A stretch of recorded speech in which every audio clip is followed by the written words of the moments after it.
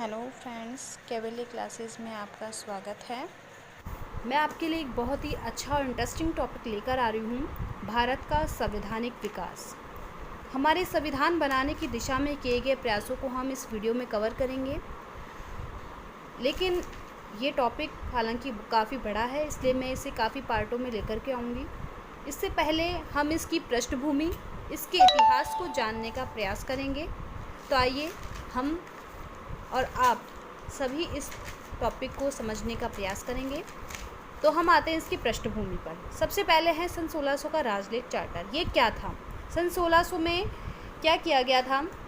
British east India company की नई नई स्थापना हुई थी। इन्होंने थोड़े से दिनों में ही ईस्ट इंडिया कंपनी ने क्या कर लिया था, ब्रिटेन में एक प्राइवेट कंपनी होने के बावजूद भी काफ़ी पैसा कवर कर लिया था। अब इसने ब्रिटेन से बाहर जाकर के व्यापार करने की अनुमति मांगी। किससे? ब्रिटिश साम्राज्ञी से, ब्रिटिश महारानी से, जो कि एलिजाबेथ प्रथम थी।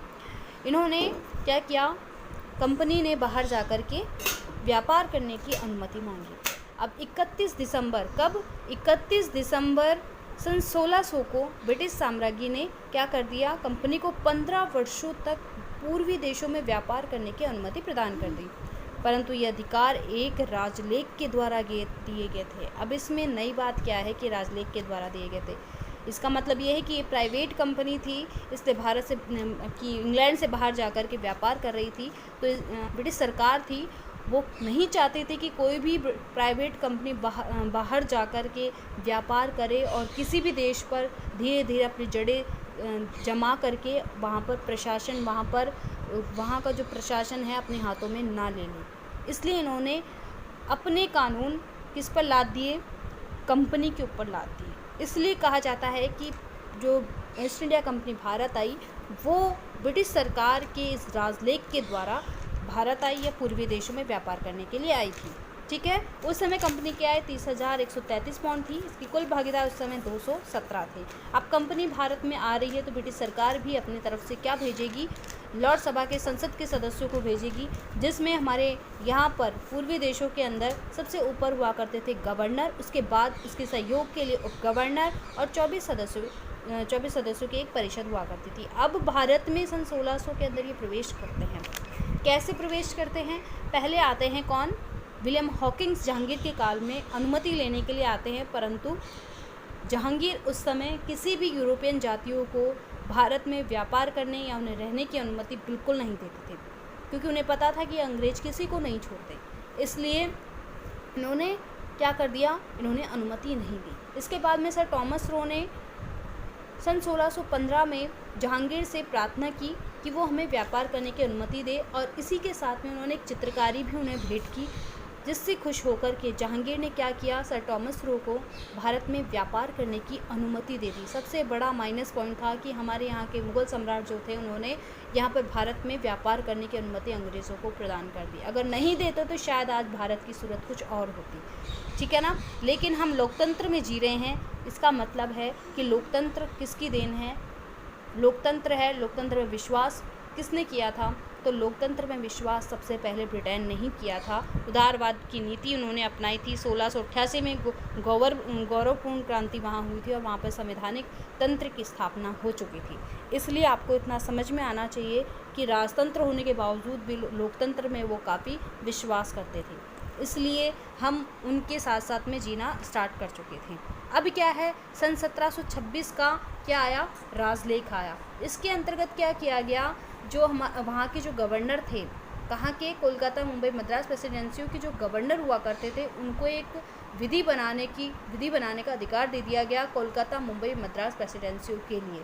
पहले ये अधिकार किसके पास थे? इंग्लैंड में स्थित निर्देशक मंडल के पास थे। ठीक है फ्रेंड्स, अब क्या है, इन्हें तो अधिकार दे दिए गए। कोलकाता मुंबई मद्रास किसके पास चले गए थे? अंग्रेज़ों के पास चले गए। अब सबसे महत्वपूर्ण प्रांत था कौन सा? बंगाल। अब बंगाल तो सारी गतिविधियों का समय केंद्र था, इसलिए आपने सुना होगा कि बंगाल विभाजन हुआ। काफ़ी देश में बंगाल विभाजन की वजह से सांप्रदायिकता फैल गई थी। हमारे जो सांप्रदायिक मूल्य थे उनके ऊपर आघात किया गया था। हमारे हिंदू मुस्लिम भाई बहनों को अलग करने का प्रयास किया गया था। अभी इसी बंगाल के ऊपर सबसे पहले हथकंडा जमाएंगे कौन? अंग्रेज। तो सबसे पहले एक युद्ध करते हैं, प्लासी का युद्ध होता है। सिराजुद्दौला और उस समय के गवर्नर थे। सन 1757 में युद्ध होता है, 23 जून सन 1757, और रॉबर्ट क्लाइव के बीच में ये युद्ध होता है। रॉबर्ट क्लाइव उस समय क्या थे, भारतीय गवर्नर बनकर के आए थे, बंगाल के गवर्नर थे। और बंगाल के गवर्नर थे तो बंगाल के अंदर उन्हें क्या नहीं मिल पा रहा था, बंगाल में उन्हें उस समय भारत में गवर्नर बनकर के आए थे। अब इन्हें बंगाल के अंदर व्यापार करने की अनुमति नहीं मिल पा रही थी। अब व्यापार के मार्ग में इनके कोई भी आता था तो उसे युद्ध करके, उसे परास्त करके वहाँ पर व्यापारिक गतिविधियाँ चलाना स्टार्ट कर देते थे। इसलिए सिराजुद्दौला ने अनुमति नहीं दी थी, और इसलिए अंग्रेज़ों ने भी क्या किया, सिराजुद्दौला के जो सेनापति थे, जो खास व्यक्ति थे, उनको अपनी तरफ मिला लिया, और सिराजुद्दौला को हराने में उन्हीं सेनापतियों ने उनकी हेल्प की और सिराजुद्दौला हार गए।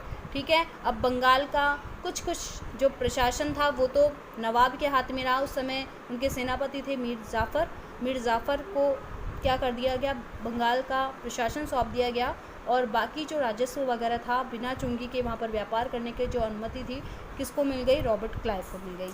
अब एक और युद्ध होता है, बक्सर का युद्ध। ये 1764 में होता है, 22 अक्टूबर सन 1764 में बक्सर के मैदान में होता है। ये बक्सर कहाँ है, बिहार में है, लेकिन उस समय याद रखना रॉबर्ट क्लाइव नहीं होते हैं, अंग्रेज़ सेनापति हेक्टर मुनरो होते हैं। ठीक है ना, रॉबर्ट क्लाइव उस समय भारत में क्या नहीं रहते, गवर्नर नहीं रहते, दोबारा आएंगे सन 1765 में वापस से आएंगे। लेकिन हेक्टर मुनरो के बीच में और अवध के बंगाल के जो नवाब है मीर कासिम उस समय बैठते हैं, क्योंकि मीर जाफ़र को हटा दिया जाता है और मीर कासिम को वहाँ बिठाया जाता है। मीर कासिम वापस से बंगाल की स्थिति को सही करने में लगते हैं और कहते हैं कि हमारी राजस्व व्यवस्था को इनको हमें सही करना है, तो हमें क्या होगा, संयुक्त होकर के लड़ना होगा। किस किस के साथ में लड़ना होगा, अवध के नवाब शुजाउद्दौला और मुग़ल सम्राट शाह आलम द्वितीय को इनको अपनी तरफ लेना था। इसलिए इन्होंने अपनी एक संयुक्त सेना तैयार की और बक्सर के मैदान में आकर के इन्होंने बक्सर का युद्ध जीता, बक्सर का युद्ध लड़ा। किस किस के बीच में हुआ बक्सर का युद्ध, तो याद रखना बंगाल के नवाब मीर कासिम, अवध के नवाब शुजाउद्दौला और मुग़ल सम्राट शाह आलम द्वितीय के बीच में, और इन तीनों की संयुक्त सेनाएं और हेक्टर मुनरो की सेनाओं के बीच में ये युद्ध लड़ा जाता है। लेकिन इसमें भी जीत किसकी होती है, इसमें भी जीत अंग्रेज़ों की होती है। और यहाँ पर थोड़ा बहुत अधिकार किसे मिल जाता है, थोड़ा बहुत अधिकार अंग्रेज़ों को मिल जाता है। इसके बाद में जो मीर कासिम जो होता है, मीर कासिम क्या होता है, लड़ता हुआ क्या है, दिल्ली की तरफ भाग जाता है, और शुजाउद्दौला और शाह आलम द्वितीय किसके पास आ जाते हैं, अंग्रेज़ों की शरण में चले जाते हैं। अब एक संधि होती है, इलाहाबाद की संधि। इस समय कौन आ जाता है, लॉर्ड क्लाइव आ जाते हैं, और ये क्लाइव जो है 12 अगस्त सन 1765 को इलाहाबाद की संधि करते हैं और बंगाल में दोहरा शासन लगा देते हैं। और ये दोहरा शासन कैसे लगता है, ये संधि कैसे होती है, तो मुग़ल सम्राट किसके बीच में, शाह आलम द्वितीय, और इस समय कौन आ जाता है गवर्नर बनकर के, रॉबर्ट क्लाइव आ जाता है। और रॉबर्ट क्लाइव और बंगाल के जो नवाब थे उस समय नजमुद्दौला, इनके बीच में ये इलाहाबाद की संधि होती है। दूसरे पेज में संधि होती है, अवध के नवाब कौन थे, शुजाउद्दौला के बीच में ये संधि होती है। अब मुग़ल सम्राट के साथ में ये संधि कैसे होती है, क्या शर्तें होती है, तो मुग़ल सम्राट शाह आलम द्वितीय को ये कहा जाता है कि आप हमें बंगाल, बिहार, उड़ीसा की दीवानी दे दें, और हम आपको क्या दे देंगे, इलाहाबाद और कड़ा नामक एक ज़िले थे, उनको क्या कर देंगे, हम आपको सौंप देंगे, और आपका प्रशासन भी आप संभालिए, बस हमें बंगाल, बिहार, उड़ीसा की दीवानी न्याय दे दीजिए, दीवानी न्याय करने की शक्ति दे दीजिए, और सेना का जो खर्च होगा वो आप वहन करेंगे, और वहाँ का राजस्व भी हमारे अकॉर्डिंग चलेगा, हम वहाँ पर नियंत्रण स्थापित कर लेंगे। अवध के नवाब शुजाउद्दौला के साथ में संधि कैसे होती है, तो इन्होंने भी क्या कहा कि अवध के अंदर हम क्या करेंगे, बिना चुंगी के व्यापार करेंगे, सेनाओं का खर्च भी कौन उठाएगा, अवध का नवाब उठाएगा, और राजस्व पर नियंत्रण भी हम स्थापित करेंगे। इस तरह क्या हो गया था, अवध को भी एक बफर स्टेट के रूप में इन्होंने इस्तेमाल किया, क्योंकि अवध को अगर ऐसे छोड़ दिया जाता, अगर अवध का प्रशासन इनके हाथों में नहीं दिया जाता, तो अवध किससे मिल जाता, अवध जाकर के मिल जाता मराठों से, और मराठों को हराना उस समय अंग्रेज़ों के हाथ में नहीं था। इसलिए इन्होंने यही उस समय मुनासिब समझा कि हम प्रशासन तो इन नवाबों को दे देते हैं, और इनकी दीवानी न्याय की, राजस्व की, सेना की जो शक्ति है उन्हें हम अपने अंदर मिला लेते हैं। इसी के साथ में बंगाल में क्या लग जाता है, द्वैत शासन लग जाता है, दोहरा शासन लग जाता है। एक शासन मतलब जो राजस्व पर जो इम्पोर्टेंट काम थे उनको तो इन्होंने क्या कर लिया, जो पैसा वगैरह था वो तो सब इन्होंने हथिया लिया, बिना चुंगी करके व्यापार भी होने लग गया। सेना का खर्च भी जो है हमारे भारतीय स्टेट देंगे, जो हमारे राजे रजवाड़े थे वो देंगे, और उसके बाद में जो इनको राजस्व मिलेगा वो भी खुद को मिलेगा। और उसके बाद में काफ़ी कुछ दीवाने न्याय की शक्ति, ये सब कुछ किसको मिल गई? अंग्रेज़ों को मिल गई। अब ये जो मोटे मोटे काम थे ये तो किसको मिल गए? सारे के सारे अंग्रेज़ों को मिल गए।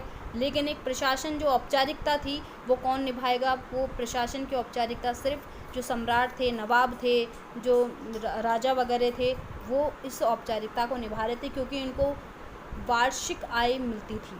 किनको वार्षिक आय मिलती थी? जो मुग़ल सम्राट था, नवाब था, इन सब को वार्षिक पेंशन मिलती थी, इसलिए ये एक औपचारिक मात्र थे। इसलिए कहा जाता है कि बंगाल में पहली बार द्वैध शासन लगा इलाहाबाद की संधि के तहत सन 1765 में। आपको ये लेक्चर कैसा लगा? प्लीज़ कमेंट में मुझे ये ज़रूर बताएं, और इसे लाइक और शेयर ज़रूर करें। अगर आपको हमारे द्वारा किया गया प्रयास अच्छा लग रहा है तो प्लीज़ मुझे बताएं, और मैं आगे ताकि इससे भी अच्छा मटेरियल आपको प्रदान करूंगी। इसके बाद में हम कल पढ़ेंगे, कल की वीडियो में हम पढ़ेंगे संवैधानिक विकास को। भारत के संविधान बनाने में किए गए विकास को हम सबसे पहले पढ़ेंगे। सन 1773 से 1950 तक के संवैधानिक विकास को, संविधान जो निर्माण हो जाता है उसका लागू होना, ये सब हम पढ़ेंगे। लास्ट तक पूरा पढ़ेंगे, लेकिन आप पेशेंस के साथ इस वीडियो को आगे तक देखते रहें। आपको मैं धन्यवाद कहती हूँ, आपने इस वीडियो को देखा। जय हिंद, जय भारत।